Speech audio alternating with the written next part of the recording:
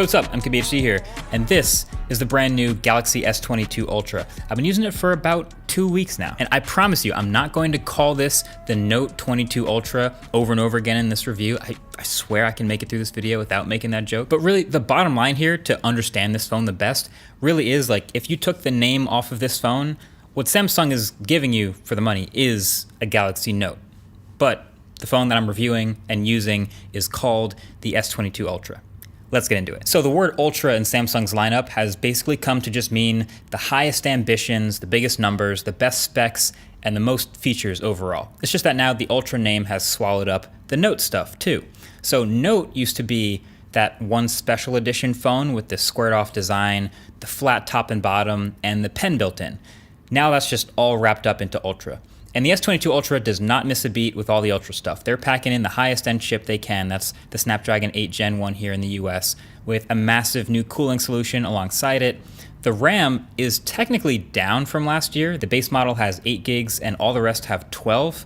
And there's no more 16 gig version, but I honestly don't miss that. I can't imagine someone really needing 16 gigs of RAM in their phone right now. But you absolutely can go up to 1 terabyte of non-expandable storage though. But this display is also excellent. It's a huge 6.8-inch 1440p AMOLED at 120 Hz with a 240 Hz touch sample rate, and the big new number is a max brightness of 1750 nits. Now, on the one hand, I don't want to overreact about 1750 nits, like it's a big number, but brightness works on a logarithmic scale, so this 1750 is not dramatically brighter than the 1500 max from last year's S21 Ultra. These phones are all very sunlight readable, but I do still want to give Samsung credit for continuing to improve an already best-in-class display and making it even better. It's still got the same great ultrasonic fingerprint reader as last year right under the middle of the screen, and still has a hole punch camera in the top middle. And it's an LTPO2 panel now, which means in addition to being really responsive, it can drop that refresh rate as low as 1 Hz when there's nothing moving on the screen. Really, my only dislike with this display is the curve over the edges. So if you look at this phone next to last year's S21 Ultra, obviously these phones are different shapes and the displays are actually slightly different resolutions. And this new shape definitely curves more over the sides, which I don't like as much. Other than that, this is an awesome Ultra display. And we all know it's not an Ultra without a massive battery. So yeah, 5,000 milliamp hours should do the trick. Now, interestingly, there are some tests online showing that it doesn't last as long as last year's 5,000 milliamp hour battery. And you can see Arun, Mr. Who's the Boss, did a variety of things in his test and found the S21 Ultra did last a bit longer than this phone. And to me, when I see that, I'm like, okay, there's a variety of factors that can contribute to that. 1, the slightly brighter display. 2, a little bit more of a power-hungry chip that runs hotter in the Snapdragon 8 Gen 1.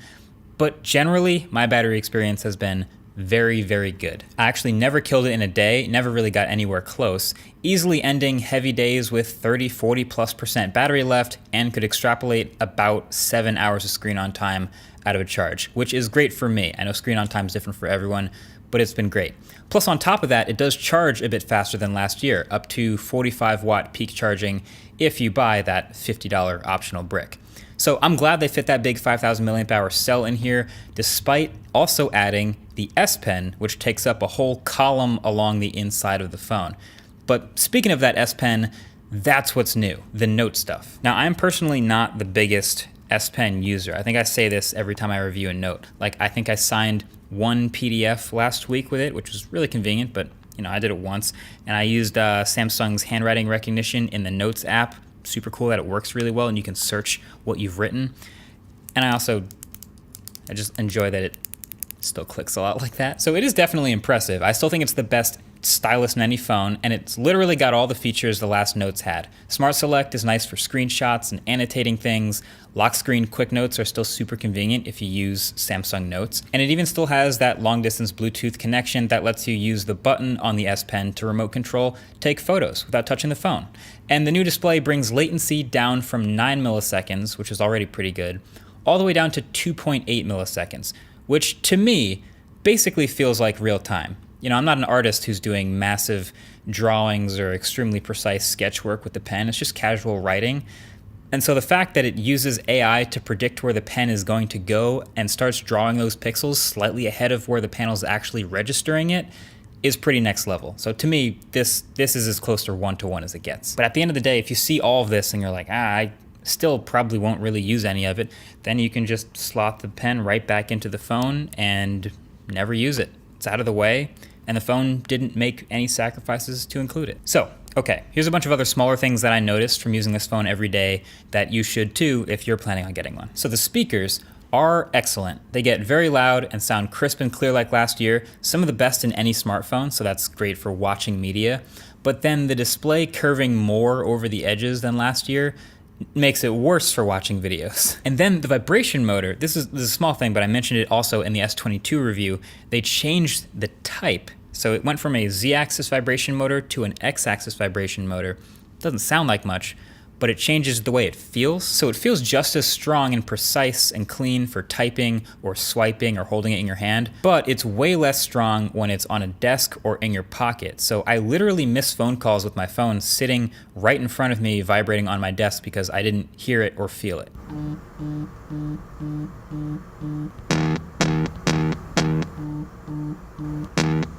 Then the camera rings. So they're a bit of a controversial design, sure, but like most designs, you kind of get used to looking at it, but you never, ever fully get it clean of dust. So if you go caseless like me, not only does the phone sit kind of funny on a table, but there will also always be dust between the camera rings. So just get ready for that. I would actually recommend if you get a case, channel sponsor Dbrand just dropped their Atomic Edition grip case, and it doesn't do a huge cutout all the way around the cameras like I thought we might see in my impressions video.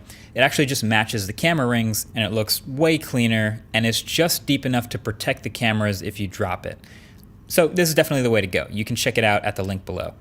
Then this phone, just like the other S22s, shoots 8K video at 24 FPS. You know, the wrong frame rate. Give us the option for 30, Samsung. Just put it in the settings somewhere. But even worse than not having the 30 FPS toggle, it actually crops in way more than the regular S22s. So it turns out shooting 8K is 33 megapixels, and it's actually cropping in to the middle 33 megapixels of this huge 108 megapixel sensor. So when you switch to 8K, you zoom in to what feels like about 2x, which is pretty inconvenient for framing. No 8K video from the ultra-wide or the telephoto lenses. This is a bit of a downside. And then there is absolutely still some shutter lag with this main camera, more than the regular S22s again. And this is understandable with all the processing happening, but it definitely felt like I was missing some shots or having trouble capturing moving objects because of the bit of a delay between the shutter press and the actual photo being taken. But speaking of cameras, let's just get the camera stuff out of the way. It's funny because this is probably what most people actually come to these review videos for, if you think about it. If you watch a smartphone presentation these days, 75% of a new phone presentation today, especially a flagship, is camera stuff. So that's one of the biggest things that differentiates these phones, and on a $1,200 phone, it's one of the most important features. So how is it? Well, you can see they went with basically the same layout of the set of cameras as last year. It's a 108 megapixel primary camera, the ultra wide, the 3x telephoto, and the 10x telephoto, plus laser autofocus. And they're not the same exact hardware as last year, but they're pretty close, and that's a good thing. And Samsung's not messing around with their cameras. These are definitely flagship quality, and I'm really happy with them. Matter of fact, I don't even have much to say about image quality because there really isn't much new here, but there are some new features within the camera modes that might sort of unlock some new things and be different about this phone. So I'm gonna go over those with you one by one. So first, the more accurate portrait mode.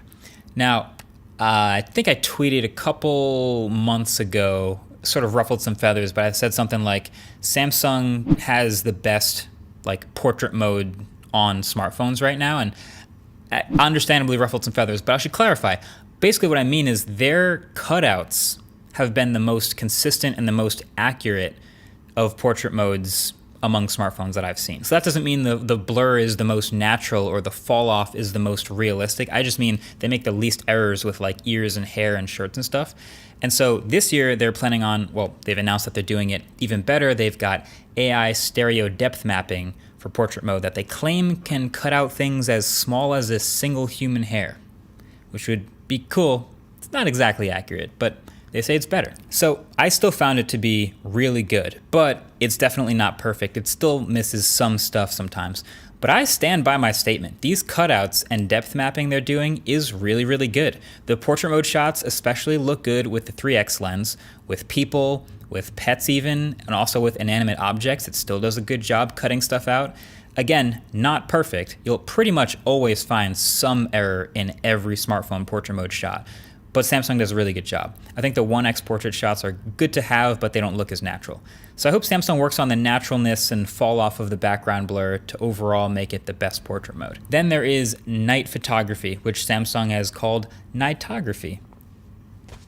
Okay, so I compared the night mode shots to the iPhone 13 Pro, which also has an excellent camera, and my biggest takeaway is, yes, Samsung's night mode photos are definitely more detailed, 100%, but they're also dramatically brighter. As advertised, they're letting in a lot of light, and the photos in the dark look like you're taking them in a lot more light than you actually have. Especially look at the sky back there. So it's impressive, but it's also a bit of a preference thing. Some people want their nighttime photos to look like they're at night. But then lastly, there is an Expert RAW app separate from the camera app that can take raw photos, that includes multi-frame computational photography data, HDR and everything. And the differences are subtle, but they absolutely do allow for more latitude when editing. So photographers should definitely grab this app from the ugliest app store I've seen in a while, the Samsung Galaxy Store. So I'm gonna end it with this. Typically the big question with a review, at the end of the review, you're like, well, should I buy it? Is it worth it? And this is an expensive phone. It's $1,200. So that's a big question. So basically, I think their mission was accomplished. The fact that they combined the Note stuff with this phone makes it easier to separate from the regular S22s. It makes it a more obviously different phone in the lineup. So if you just want like a standard, really good flagship phone, big screen, nice battery, nice cameras, all that stuff, the S22 Plus is a great phone, and it's $200 less at the starting price. But if you want some specific extra things like the super high resolution display or the S Pen or some of those camera tweaks, then that gives you a reason to upgrade, and it does deliver on those extra things. Now that being said, I am sticking with the Galaxy S21 Ultra as my main daily driver phone. Obviously, people who have this phone don't need to upgrade, but it's just basically the same phone as far as software, battery, cameras are almost the same, performance is the same, but with a design that I prefer and a vibration motor that actually notifies me more often. But yeah, overall, this phone is good. It delivers. If you want a little bit of a more in-depth look at the One UI 4.1 software and the fact that this phone, at least this lineup with the S22 for Samsung, seems to be basically the default Android experience, more so than Google's Pixel ever could be, definitely watch my S22 review. I'll leave a below like button if you want to watch that real quick. But that's been basically it. Thanks for watching. Catch you guys later.